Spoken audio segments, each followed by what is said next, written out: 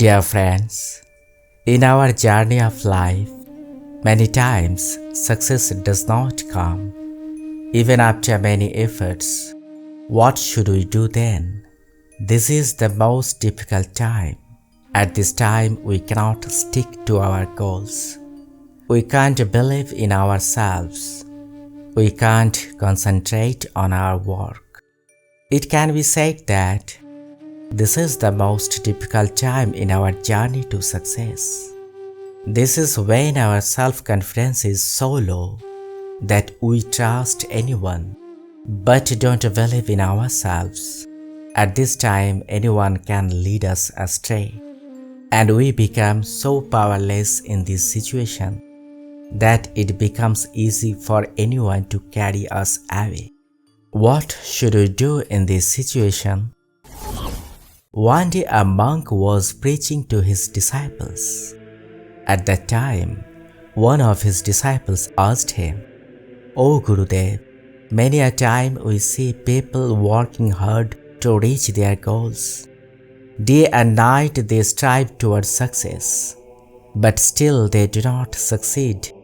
People fail again and again. As a result, they suffer from depression. What should a man do in this situation?" Then the monk said to him, "Well, does being sad solve the problem?" The disciple said, "No, Gurudev."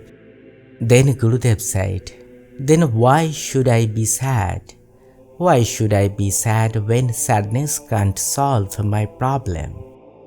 When we do any work, many problems and obstacles come in front of us. But without looking at all that, we have to move towards our goal steadily. Only then will success come. Success doesn't come all at once. It needs a lot of hard work with perseverance for that. You have to be patient. Then you can succeed."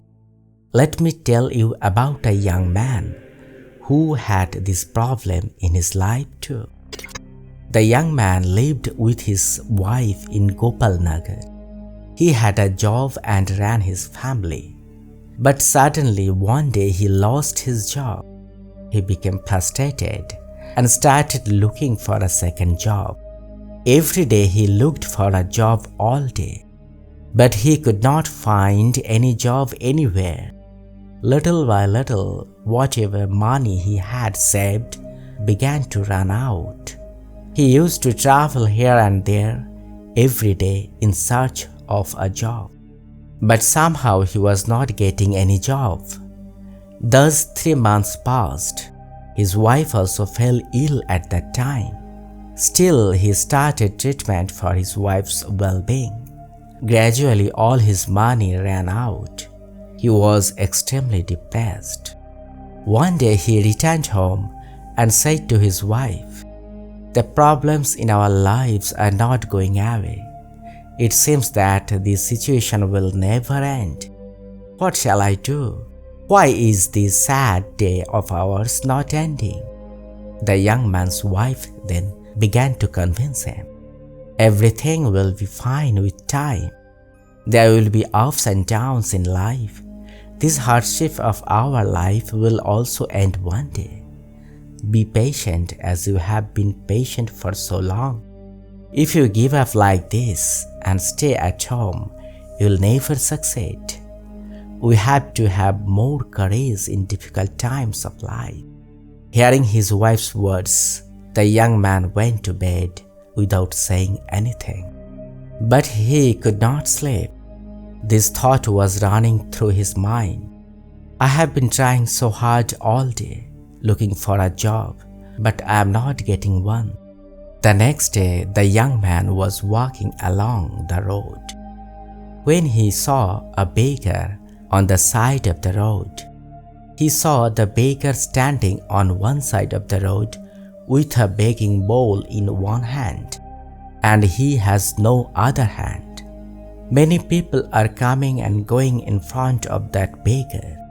Some are giving alms, and some are leaving without looking at him. Then the young man observed for several days. that the beggar stood like this every day, from dawn till dusk, with the alms pot. One day the young man went in front of the beggar and said to the beggar, "Every day I see you standing here. Not everyone gives you alms, only a few, but still you stand every day. Why?" The beggar then said, "I have only one hand. I am not able to do any other work. This is the only way I can make both ends meet. I stand here every day, whether anyone gives money or not. Would I be better off if I stopped coming here? I won't get anything out of it. It would be better if I stand here every day. Something must be good." Hearing the beggar's words, the young man remembered his wife. He realized, whatever the consequence may be, we should work hard. Don't stop trying. Don't be disappointed. The young man then got motivation from the beggar and moved towards his goal again. He started looking for a job with renewed courage. The monk then said to his disciples, "Look, this beggar does not know whether he will get alms or not. Yet he stands in the same place every day without thinking about anything. He does his work without thinking about the consequences. In the same way, everyone should do his duty without thinking about the consequences. Work hard to reach the goal. No matter what the situation in life is, one has to move forward with courage. When a person makes up his mind that he has to do something, no one can stop him from doing it. So, get your mind focused and move on. Surely you will succeed." Then another disciple asked Gurudev, "Oh Gurudev, I have a question. People are always criticizing each other, and when a person hears criticism about himself from others, he becomes depressed. His confidence decreases. Even if he wants to, he can't hold confidence in himself. What do you want to say about this?" Then the monk said to him, "Yes, it is true that every man should listen to his own criticism. What people mistake in this case is that they become sad when they hear criticisms. If taken positively, criticism motivates people to move forward. But people often think about it negatively and get discouraged. Whether or not criticism discourages you is entirely up to you. The most important thing is how you see yourself. It's good to hear criticism about yourself. Criticism should be taken positively. Maybe it will change your life for the better." Hearing this, the disciple said, "How is that? Is it ever possible?" Then the monk said, "In answer to your question, I'll tell you a story. Listen carefully. There lived a king in a kingdom. The king had a defect in his eyes. His eyes were different from others. The king could not see well. He did not notice the problem regarding his eyes. Whenever someone else told him about his eyes, he thought it was not his fault, but it was the fault of the person saying it. Once the king was getting ready to go to the court. While looking into the mirror, he looked into his own eyes. Then he broke the mirror in anger. He felt that the fault was not with his eyes, but with the mirror. Then he went to the court. From then on, whenever he saw a mirror in anger, he would break it. In this way, the king did not know how many mirrors he broke. No one could find any reason for this behavior of the king. One day, the minister dared to ask the king, "Why did you break the mirrors?" Then the king said, "All these mirrors have faults." Then the minister asked, "What faults?" The king said, "In every mirror when I see my face, the mirrors show my eyes are bad. So I think the mirror must be bad."